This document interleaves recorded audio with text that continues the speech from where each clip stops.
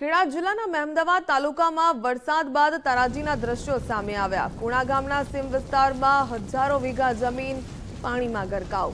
ખેતરો બેટમાં ફેરવાયા હોવાના આકાશી દ્રશ્યો સામે આવ્યા। મહેમદાવાદ અને ગ્રામ્ય વિસ્તારમાં 25 ઇંચથી પણ વધુ વરસાદ।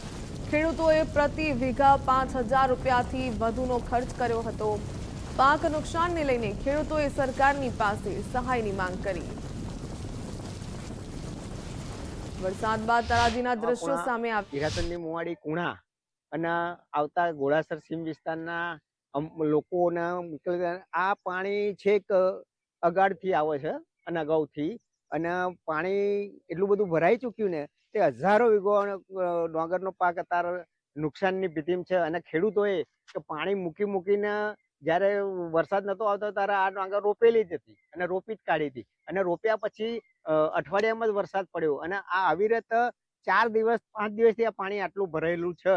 અને આ પાણીમાં કોઈ સંજોગોમાં કોઈ ખેડૂતની ડાંગરો બહાર નીકળવાની નથી, અને બધું ખેડૂતોને નુકસાન જ છે। વીઘાએ 5-10 હજાર જે ગાલ્યા હોય એમને શરૂઆતમાં એ બધું અત્યાર સુધી નુકસાન જ છે। અહીંયા આગળ મારી ટોટલ 30 વીઘા જમીન આવેલી છે, તો એમાં 25 વીઘામાં અત્યારે હાલ મેં ડાંગરની રોપણી કરી દીધી છે। હવે 1 વીઘાની પાછળ મેં કમસે કમ 6 થી 7 હજાર રૂપિયાનો ખર્ચો કરેલો છે। હાલ ડાંગરની રોપણી થઈ ગઈ છે અને એની અંદર પાણી ભરાઈ ગયું છે, પાણીનો નિકાલ નથી એના કારણે। તો આગળ એ જ જણાવવાનું કે આ પાણીનો નિકાલ થયો નથી, એટલે ટોટલ ડાંગર ડૂબી ગઈ, એના લીધે પારાવાર નુકસાન થયેલું છે।